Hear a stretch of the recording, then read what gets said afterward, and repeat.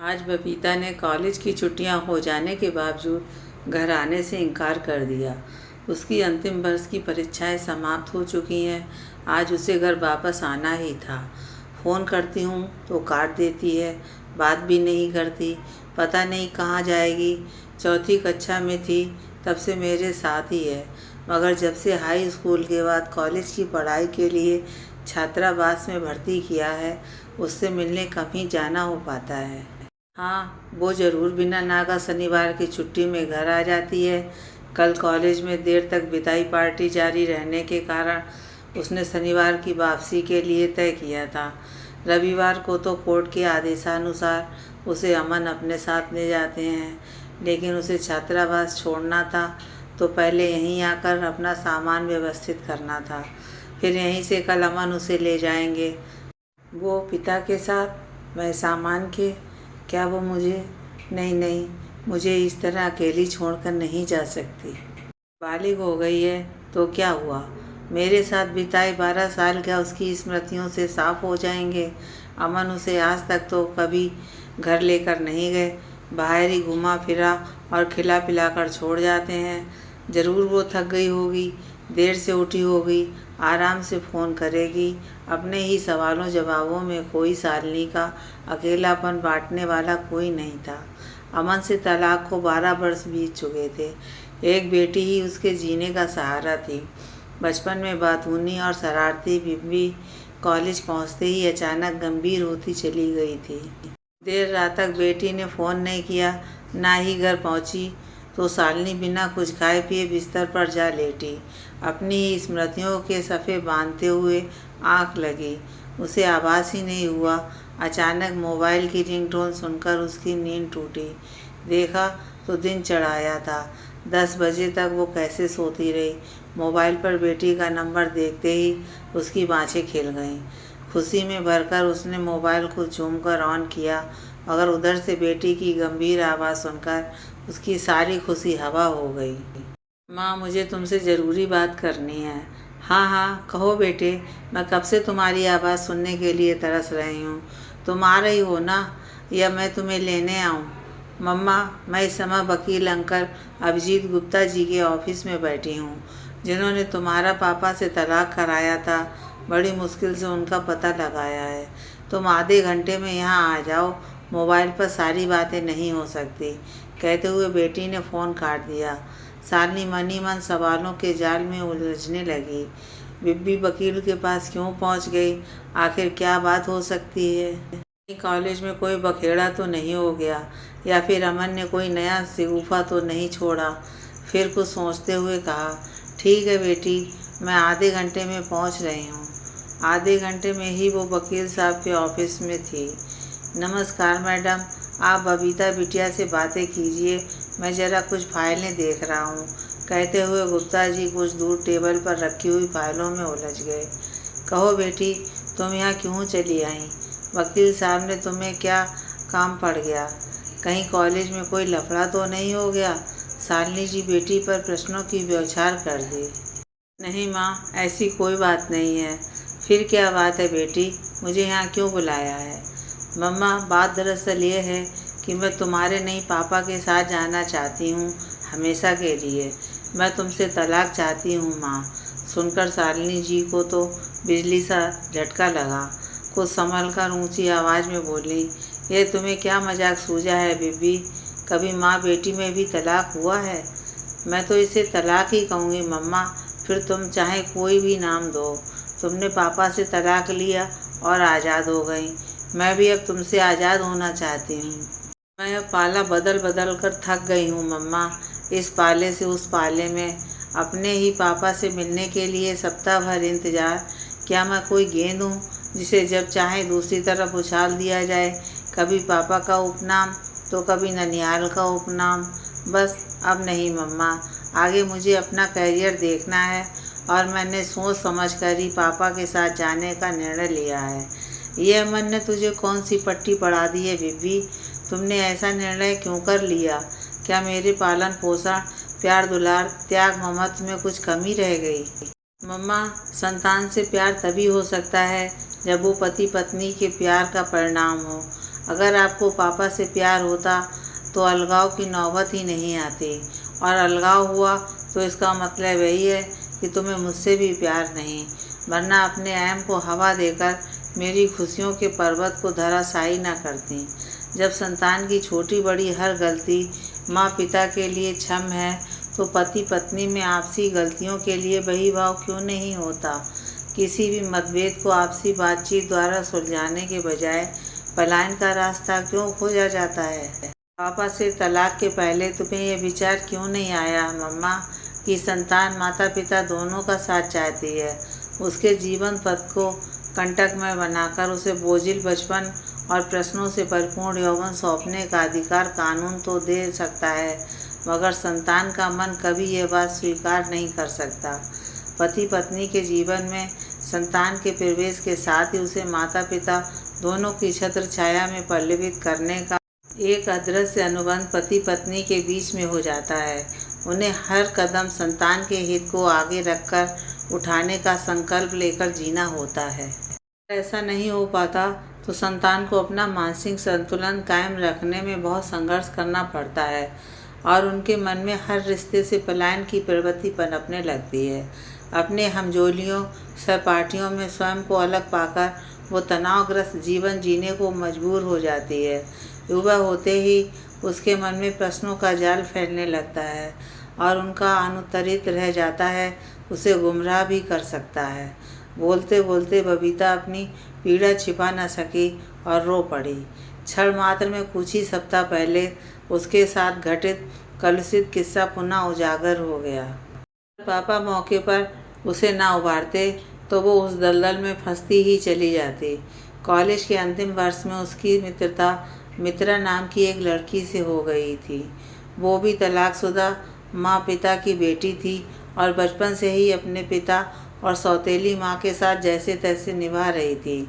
सगी माँ ने दूसरी शादी कर ली थी और उसके नए पिता की शर्त के अनुसार उसने बेटी से सारे संबंध तोड़ दिए थे। उसके पिता उसे बहुत प्यार करते थे, मगर घर में दबदबा नई माँ का था, जो स्वाभाविक ही था। मौजूदा स्थिति का लाभ उठाकर मित्रा को जाने अनजाने इस तरह प्रताड़ित करती थी कि पिता को इसकी भनक भी नहीं लग पाती थी।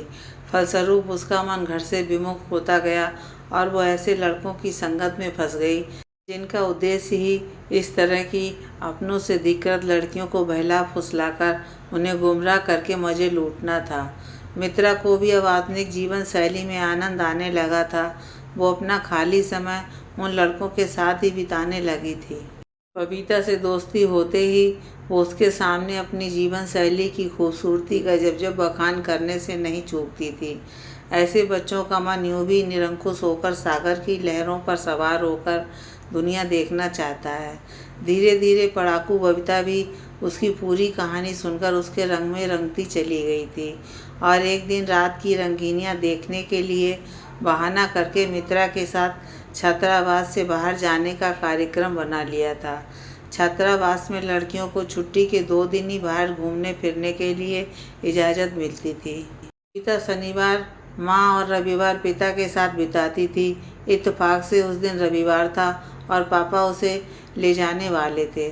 उनके आते ही बबीता ने अपनी सहेलियों के साथ पिकनिक पर जाने की बात कहकर उन्हें वापस भेज दिया था। फाइनल परीक्षाएं सिर पर थीं और वो अपने उज्जवल भविष्य का चिराग बुझाकर अंधेरे को गले लगाने को उद्यत थी।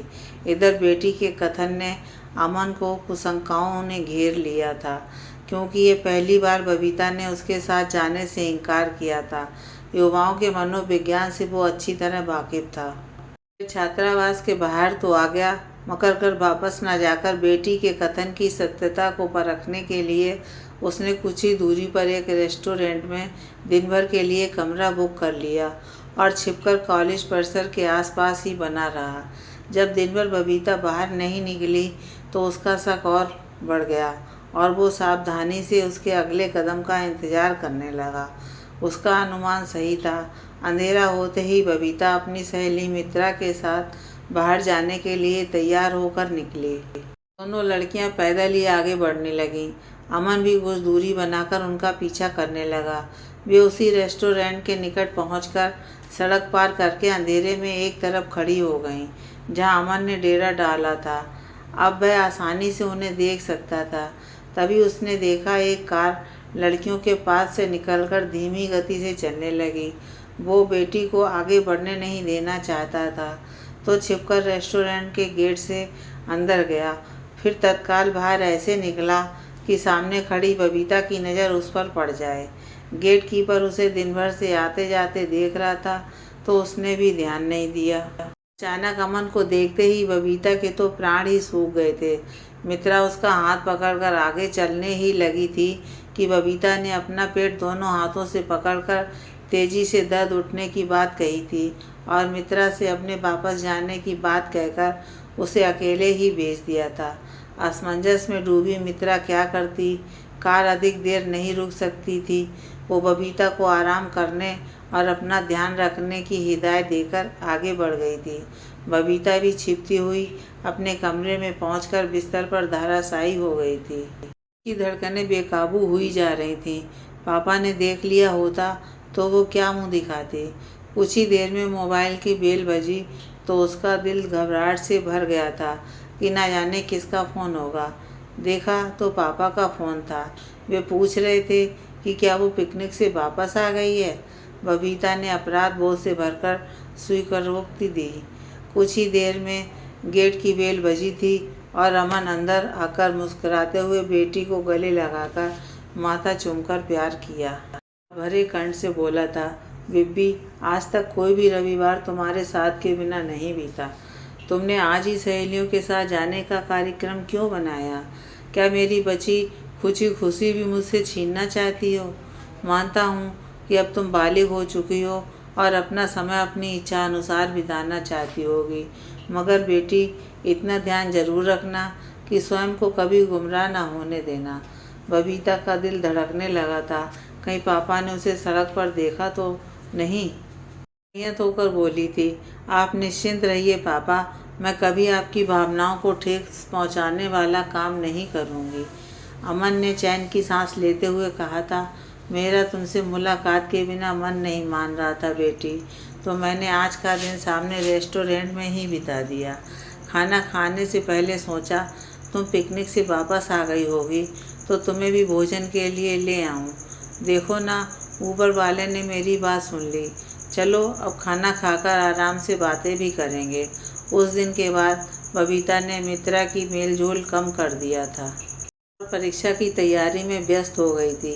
यादों के संसार से वापस आते ही उसने एक लंबी सांस लेकर माँ की तरफ देखा और अपनी बीती दास्तान सुनाकर कहा, मम्मा, अगर पापा उस दिन चले गए होते तो मुझे गुमराह होने से कोई नहीं बचा सकता था।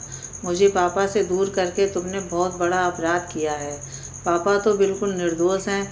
वे मुझे तुम्हारे रूठ कर चले जाने से लेकर तलाक तक अपनी सारी कहानी विस्तार से सुना चुके हैं।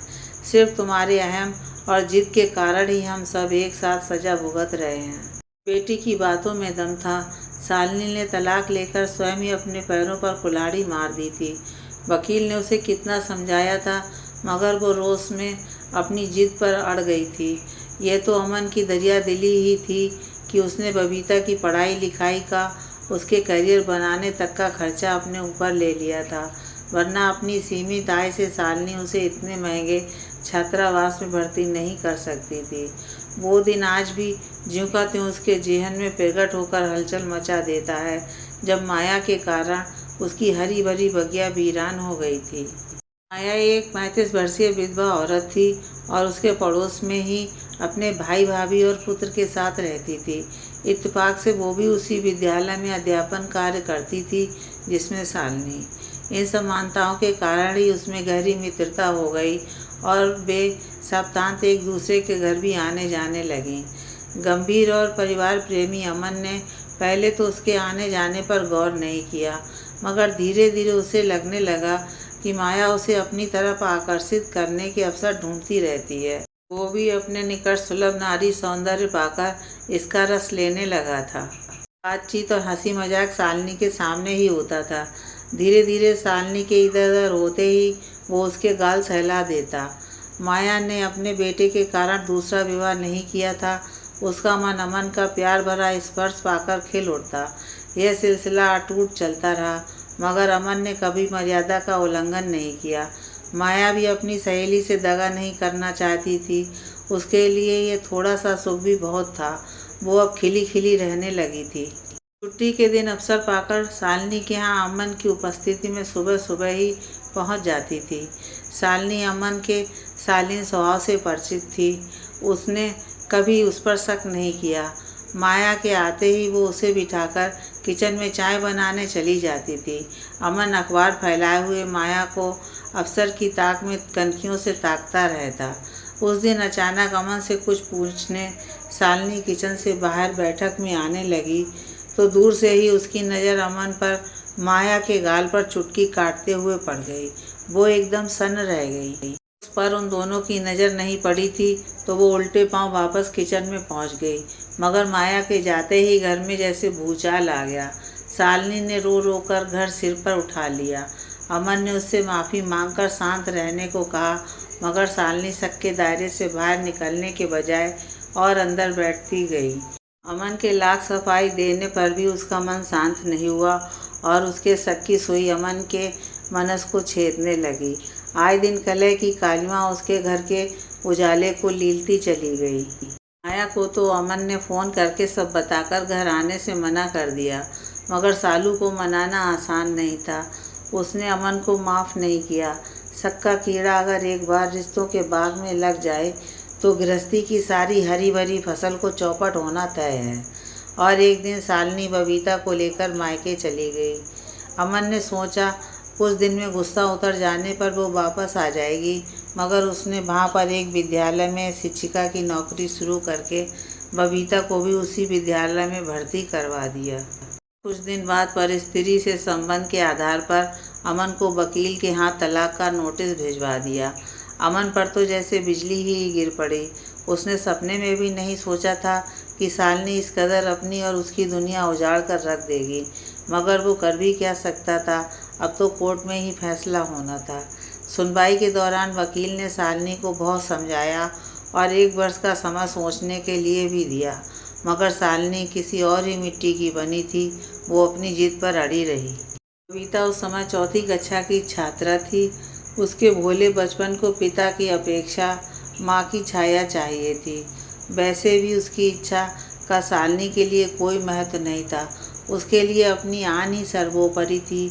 वो नहीं जानती थी कि उसकी विद्रोही प्रवृत्ति नारी मुक्ति के नाम पर कितनी अंधेरी दुनिया में पहुंचा देगी। नादान बीबी, जिसका एक दिन भी पापा के प्यार दुलार के बिना शुरू नहीं होता था, अब उसके कारण उनसे दूर रहने के लिए मजबूर हो गई थी। याद है शालिनी को जब पहले रविवार को ही बीबी अमन के साथ दिन बिताकर आई तो उसने उससे कुरेद कर अमन के बारे में पूछा था। अब तो तुम्हारी नई माँ आ गई होगी बीबी, पापा ने उससे मिलवाया या नहीं?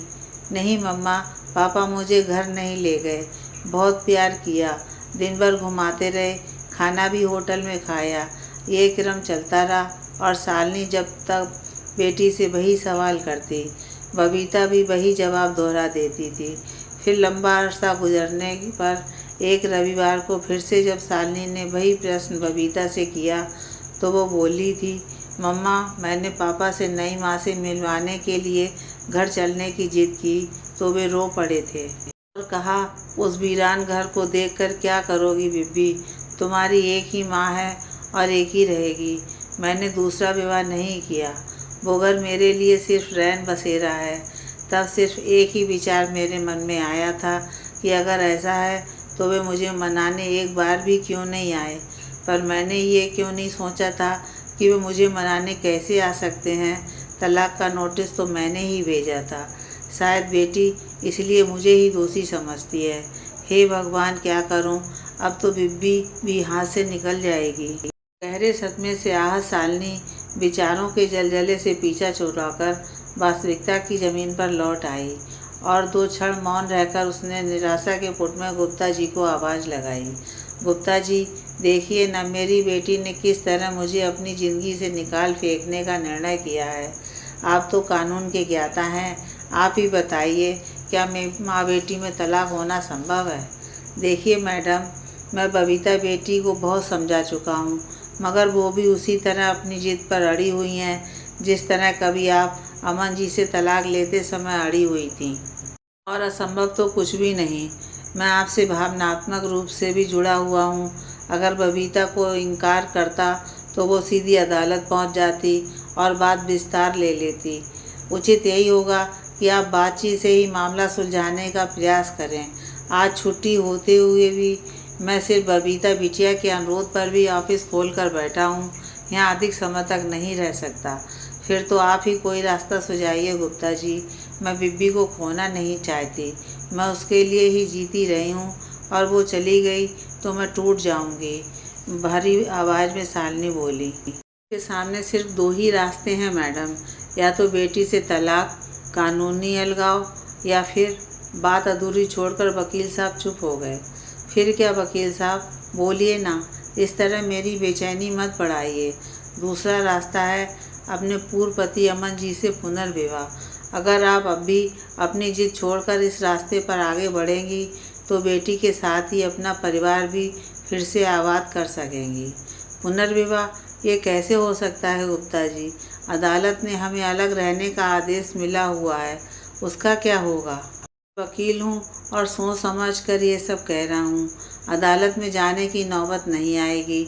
यह स्टाम्प पेपर आपके सामने है, इस पर हस्ताक्षर कर दीजिए। शालिनी मन से तो वैसे भी अमन से पुनर्विवाह के लिए उत्सुक थी, फिर भी असमंजस की स्थिति में एक नज़र बेटी की ओर देखा। वकील अंकल ठीक कह रहे हैं मम्मा, बबीता ने याचना भरी आवाज़ में कहा। मगर बेटी, अमन ने इनकार कर दिया तो? इसी तो ने ही तो आपको कठोर बनाकर रख दिया है मम्मा।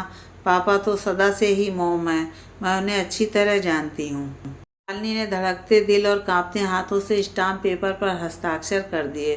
गुप्ता जी ने तुरंत पास में बने एक कैबिन का पर्दा हटाया और मुस्कुराते हुए कहा, आइए मिस्टर अमन साहब, आप भी इस स्टाम्प पेपर पर हस्ताक्षर कर दीजिए। सामने अमन को देखकर शालिनी हक्की बक्की रह गई। तो ये सब पूर्व नियोजित था? मन ही मन मुस्कुराते हुए उसने सोचा। अचानक बबीता ने अपना बैग खोलकर उसमें से दो सुंदर फूल मालाएं निकालकर माँ पिता के हाथों में थमा दी और फिर से सबके चेहरे पर खुशियाँ आ गईं।